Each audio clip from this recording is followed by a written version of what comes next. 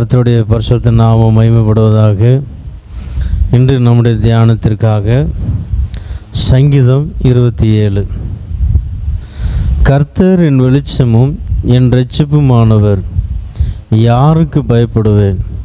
கர்த்தர் என் ஜீவனின் பலனானவர், யாருக்கு அஞ்சுவேன்? என் சத்துருக்களும் என் பகைஞருமாகிய பொல்லாதவர்கள் என் மாம்சத்தை பட்சிக்க என்னை நெருக்குகையில் அவர்களே இடறி விழுந்தார்கள். எனக்கு விரோதமாக ஒரு பாளையம் இறங்கினாலும் என் இருதயம் பயப்படாது.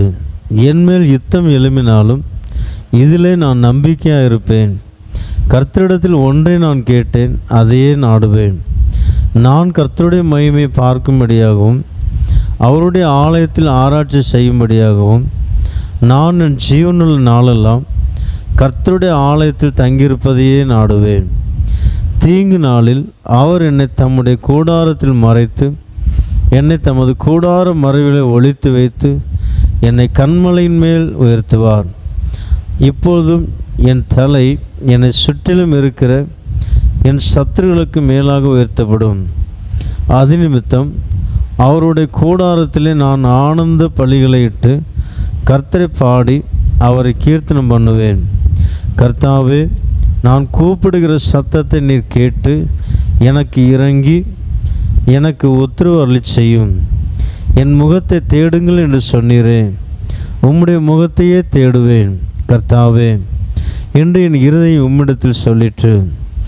உமது முகத்தை எனக்கு மறையாதையும், நீர் கோபத்துடன் உமது அடியனை விலக்கி போடாதையும். நீரே எனக்கு சகாயர்.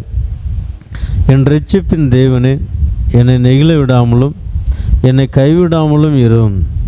என் தகப்பனும் என் தாயும் என்னை கைவிட்டாலும் கர்த்தர் என்னை சேர்த்து கொள்வார்.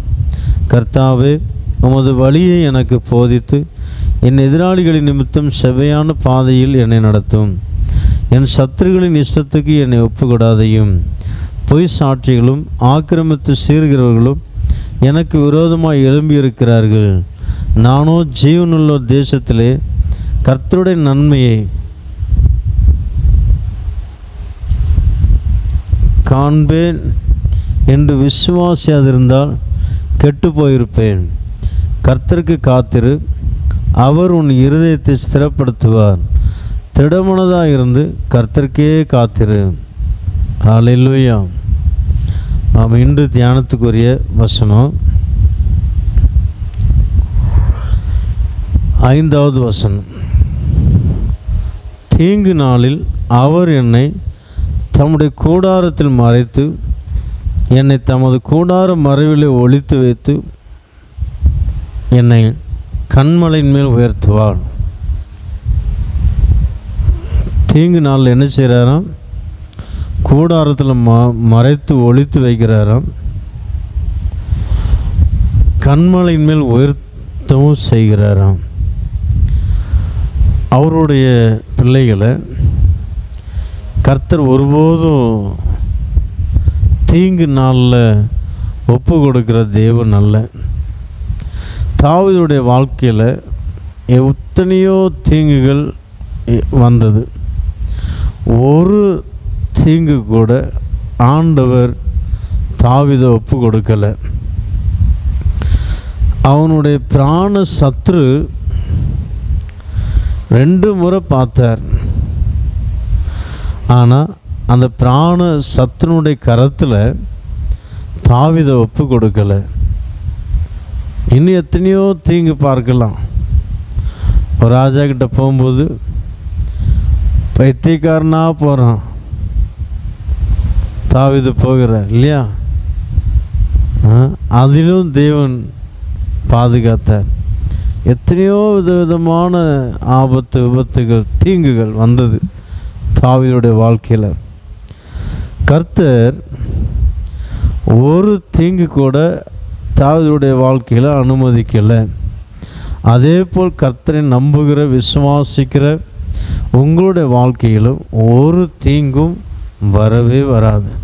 நாம் பயப்பட வேண்டிய அவசியமே இல்லை. நாம் அவரை நம்பி முழு விசுவாசத்தோடு நாம் இருக்கும்போது அவர் நம்மை ஒருபோதும் கைவிடவே மாட்டார்.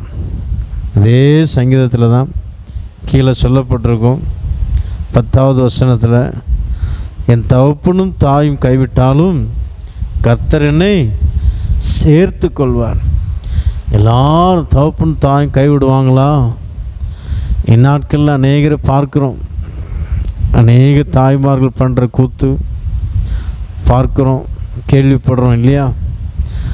ஆனால் அந்நாட்களில் அப்படி இருந்தார்களோ இல்லையோ தெரியாது. ஆனால் எங்கள் அப்பா அம்மா ரொம்ப அருமையானவங்க நான் சொல்ல முடியும். எனக்கு 2 அண்ணன், ஒரு அக்கா, ஒரு தம்பி, ஒரு தங்கச்சி, அது எத்தனை 6 பேர். 6 பேரையும் செல்வமாக வளர்த்தாங்க. அப்போ 50 பைசா கேட்டால் 1 ரூபா கொடுப்பாங்க. ஸ்கூல் போகிறதுல நான் தான் 1 ரூபா கொண்டு வருவேன். எல்லோரும் 4னா 50 பைசா கொண்டு வருவாங்க. நான் 1 ரூபா 2 ரூபா கொண்டு போவேன். எனக்கு அருமையான தேவனுடைய பிள்ளை. அப்பேற்பட்ட அப்பா அம்மா கைவிட்டாலும் நான் உன்னை கைவிட மாட்டேன், நான் உன்னை சேர்த்து கொள்வேன்னு சொல்கிறேன். ஏன் அப்படி சொல்கிறாருங்க? எனக்கு அருமையான தேவனுடைய பிள்ளையே, நாம் அவரை விசுவாசித்திருக்கிறோம். நாம் அவருடைய பிள்ளைங்க. அவருடைய பிள்ளைகளாக இருக்கிற நம்மளை ஒருபோது தீங்குக்கு ஒப்பு கொடுக்கவே மாட்டார். எவ்வளோ பெரிய தீங்கு. அதனால தான் இல்லை சொல்கிறாரு, 2வது வசனம் நினைக்கிறேன் இல்லையா, 3வது வசனம், எனக்கு விரோதமாக ஒரு பாளையம் இறங்கினாலும் என் இருதயம் பயப்படாது, என் மேல் யுத்தம் எழும்பினாலும் இதில் நான் நம்பிக்கையாக இருப்பேன். எவ்வளோ போல்டாக பேசுகிறார் பார்த்தீங்களா? ஒரு பாளையமே எனக்கு விரோதமாக வந்தாலும் பரவாயில்ல, என்மேல் பெரிய ஒரு யுத்தம் வந்தாலும் பரவாயில்ல, ஆனால் நான் இதில் நம்பிக்கையாக இருப்பேன். ஏன் எதில் நம்பிக்கையாக இருப்பேன்? என் கர்த்தர் என்னை தீங்கு நாளில் ஒப்பு கொடுக்க மாட்டார், தீங்குக்கு என்னை ஒப்பு கொடுக்க மாட்டார், பொல்லாத பிசாசுடைய கைகளில் என்னை ஒப்பு கொடுக்க மாட்டார், துன்மார்க்குடைய கைகளில் என்னை ஒப்பு கொடுக்க மாட்டார். எனக்கு அருமையான தேவனுடைய பிள்ளை, நாம் ஆராதிக்கிற தேவன் ஜீவன் உள்ளவர். அவர் நம்மை ஒருபோது தீங்குக்கு ஒப்பு கொடுக்கவே மாட்டாருங்க. அவரை நாம் உறுதியாய் பற்றி கொள்ளணும். அவர் நாம் முழு இதயத்தோடு விசுவாசிக்கணும், முழு இதயத்தோடு நேசிக்கணும். நிச்சயமாக அவர் தம்முடைய பிள்ளைகளை கைவிட மாட்டார், தீங்குக்கு ஒப்பு கொடுக்க மாட்டார். 2வது, கண்மலையின் மேல் உயர்த்துவாராம். கண்மலையின் மேல் உயர்த்துவார். கண்மலைன்னா கிறிஸ்து. கிறிஸ்துக்குள்ளே கர்த்தர் உங்களை என்ன செய்வாராம்? உயர்த்துவார். கிறிஸ்துக்குள்ளே ஒரு மனுஷன் எவ்வளோதான் உயர்த்தப்படும் போது அந்த மனுஷனுக்குள்ளே பெருமையே வராது. ஆனால் தன் மாம்ச சுயபலத்தினால் வளரும்போது அவங்களுக்குள்ள பெருமைகளை நாம் பார்க்க முடியும். ஒரு மனுஷனுக்குள்ள பெருமை இருக்குமானா அந்த மனுஷனுக்கு யாரும் உதவ மாட்டாங்க. ஏன்? கர்த்தரே அவனுக்கு எதிராளியாக இருப்பார். அதனால் கிறிஸ்துவுக்குள் ஒரு மனுஷனை உயர்த்துவார். அதான் கண்மலையில் என்னை உயர்த்துவார் என்ன சொல்லப்பட்டிருக்கு? என்னை கண்மலையின் மேல் உயர்த்துவார். அப்படி என்றால் கிறிஸ்துவுக்குள் ஒரு மனுஷன் இருப்பானா? கிறிஸ்துவுக்குள். அதனால் வெளிப்படுத்தினால வாசிக்கிறோம், கிறிஸ்துவுக்குள் மரித்தவர்கள்னு பார்க்கணும் இல்லையா? அதே போல் கிறிஸ்துவுக்குள் ஒரு மனுஷன் ஜீவிப்பானா அவனை அப்படியே உயர்த்துவார். உயர்த்தி உயர்த்தி உயர்த்தி உயர்த்தி உயர்த்தி உயர்ந்த ஸ்தானத்துக்கு கொண்டு வருவார். அவனுக்கு ஒருபோது எவ்வளோதான் தூக்கினாலும் அவனுக்கு ஒருபோதும் பெருமை வராது. ஆனால் மாம்சத்தில் இருக்கிற மனுஷன் கொஞ்சம் உயர்த்தினா போதும் அப்படியே பெருமை வரும். எனக்கு அருமையான தேவனுடைய பிள்ளை, நம்முடைய வாழ்க்கையில் நாம் எப்படி இருக்கிறோம்? விசுவாசிப்போம். ஆண்டவர் நம்மளை ஒருபோதும் கைவிட மாட்டார். அவர் நம்மளை பாதுகாக்கிறது மாத்திரமல்ல, எல்லா தீங்குக்கும் பாதுகாக்கிறது மாத்திரமல்ல, நம்மளை உயர்ந்த ஸ்தானத்தில் வைத்து அவர் களி கூற வேண்டும் என்று விரும்புகிறார். சோர்ந்து போக வேண்டாம். கர்த்தருடைய வார்த்தை விசுவாசிப்போம். கண்களை மூடுவோம், ஜெபிப்போம். சர்வவல்லமையுள்ள பிதாவே, நன்றியோடு ஸ்தோத்திரிக்கிறோம் அப்பா. கடந்த இரவு முழுவதும் எங்களை கண்ணின் மணி போல் பாதுகாத்தீர்.